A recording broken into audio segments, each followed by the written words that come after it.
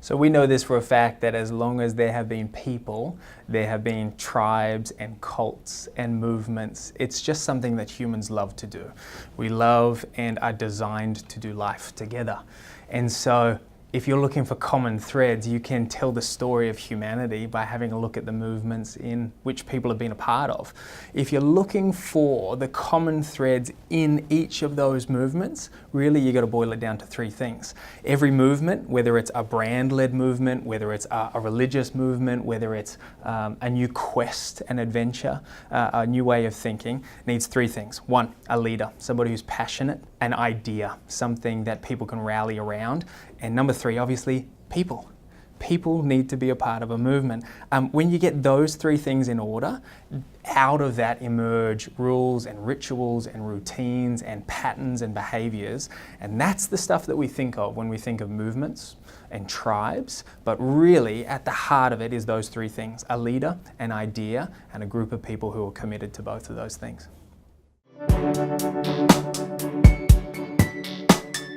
The world has become more individually focused, and people are spending more time thinking about themselves and investing into themselves. But because of that, the place of movements and tribes has never been more important. The way that you need to gather people to yourself, it comes back to those three pillars.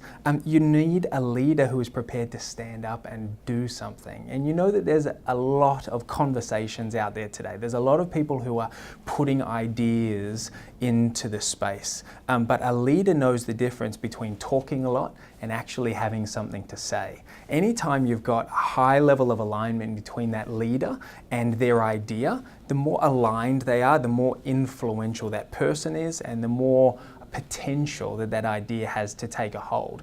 Then you've got to go after the crowd. In order to get a crowd in, you've got to know how to cut through. And that's one of the trickier things today. Because there's so much noise, because there's so much chatter, people's ideas need to be visible. And it's probably the biggest danger for great ideas right now. People always want to talk about the quality and the strength of an idea, but you and I have both seen pretty average ideas gain a lot of traction. And the reality around an idea is that it's not always the strongest idea that wins, it's the clearest and the most visible idea. Anytime you can get your idea through the noise, whatever it takes to get visibility, that's what it takes to gather a crowd. You still need an influential leader, you still need an interesting idea, but you've got to make that idea visible to that crowd of people. People will gather around those things naturally.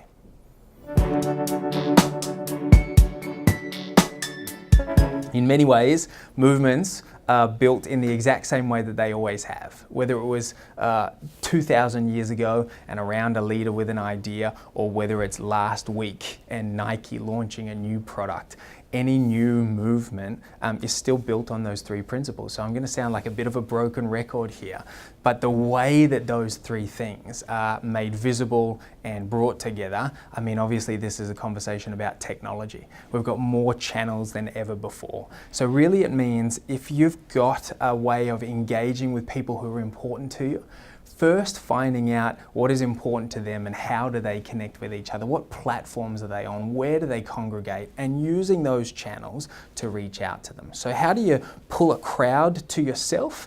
I think what you actually need to do is move closer to the crowd that is more important to you.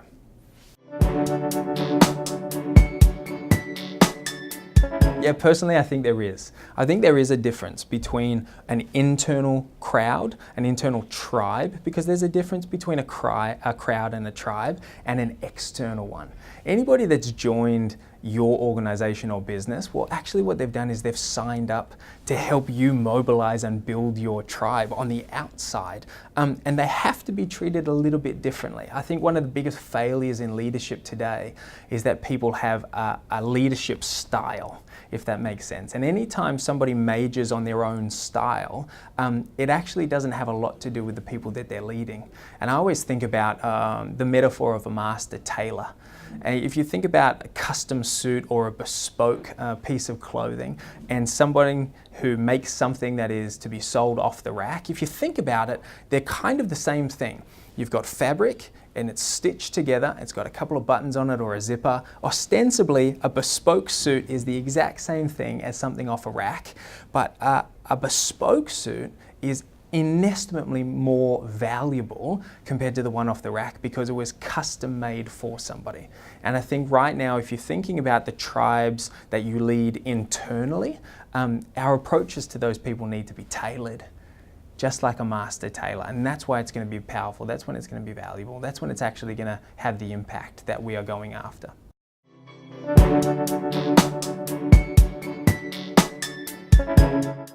Look, it really wasn't too long ago that having a high quality product was enough. There's an old maxim in business that says, be good, be fast, or be cheap, pick one. And that would be enough to make sure that you were stocked on the shelf in supermarkets or featured prominently in department stores, or that would be enough that people would speak your name. But the reality is that right now, that's the price of entry into the marketplace. I mean, if you're not good, if you're not fast, if you're not cheap, no one even is prepared to give you the time of day. So those things being the price of entry, brands and organizations and movements, they need to think a little bit more robustly. They need to think a little bit deeper in regards to how do we become something that is meaningful to people. And so thinking about your organization or your set of products or what it is that you are trying to achieve in the world through the lens of a movement is probably one of the smartest ways for anybody to be thinking about what it is that they do, because it goes far beyond what it is, and it's far more aligned to what it means. And a movement is far more concerned with what does it mean to people compared to the mechanics of it. And so whether it's a product, whether it's a service, whether it's an organization, anytime we think through the lens of tribe and movement, we'll always go for.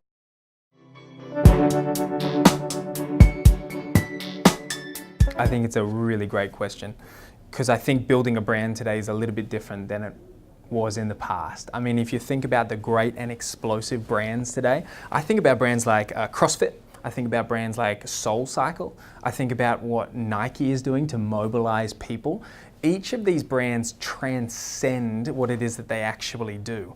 So I think one of the most fundamental questions people can ask is this: beyond making money, why does this organization exist? If you're prepared to ask that question and use your product or your service just almost as a conversation starter to achieve something more valuable and more significant for other people, that's when you have a chance of building something that people are prepared to follow and not just buy.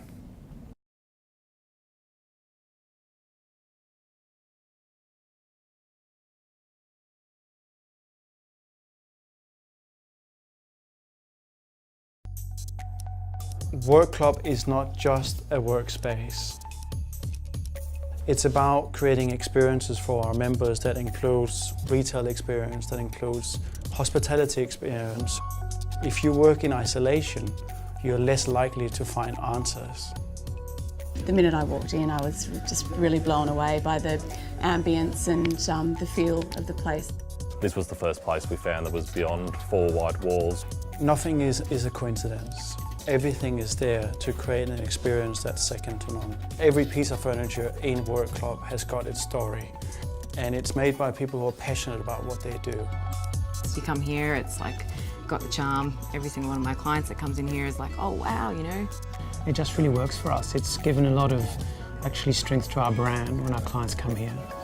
And it's been really easy to work, even though it's a lawyer and I need to sit down and sort of focus in a lot of the time. It's a space where I can still do that and still have those social aspects that you don't get in a lot of other spaces. You end up in the kitchen, around the cafe space as part of Florence Guild event series. You end up having conversations with people who work in completely different fields. The fact that you're staying for an event that's really going to get you to think differently and meet with people that are not just working here but also from other environments makes it a real reason to stay and spend the evening and connect with them and have great conversation. If you move yourself outside of your normal network, you increase the probability of getting a spark or getting an idea because you're surrounding yourself with people that think different to you. I've really managed to meet people that I'd probably never come across in my normal job and get things out of them, and they've got things out of me. A place like Work Club provides that environment where we can have the ability to bounce ideas off with people. All we could do was just try to create or curate a diverse group of people and then see what happened. And hopefully the space would create the foundation for that.